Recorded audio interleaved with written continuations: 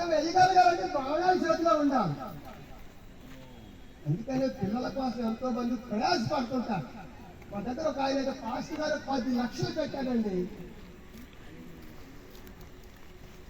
పిల్లలు లేరు అన్నారు శ్రీనివాస్ రెడ్డి.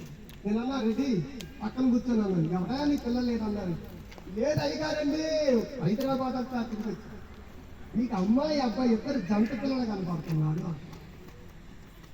అని నమ్మలేదు ముందు. తర్వాత పుట్టిన తర్వాత అన్నాడు, బాబోయ్ మీ గురించి ఎంత చెప్పినా తక్కువ, మీ యేసు ప్రభు గురించి అంటారు. దేవుని నామానికి మహిమ కలుగునుగా. కనుక మన దేవుడు అసాధ్యాలను సాధ్యాలుగా మార్చే దేవుడు. కనుక మనం ఏం చేయాలంటే ఆ బహుమానం పొందడానికి విధంగా అయితే కష్టపడిందో, సారీ సురేమిరాలు ఏ విధంగా అయితే ప్రార్థించిందో, అన్నా ఏ విధంగా అయితే ప్రార్థించిందో, తన శారా ఏ రీతిగా ఎదురు చూసిందో,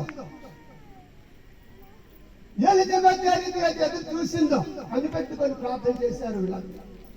అలాగే మనం ఉండాలి. ఆ భవనాలు పొందడానికి, ఆ బహుమానాన్ని పొందడానికి, ఆ శాస్త్రాన్ని పొందడానికి, దేవుని బిడ్డలుగా మన చేతిలో వాళ్ళు పెంచడానికి ఏం కావాలి?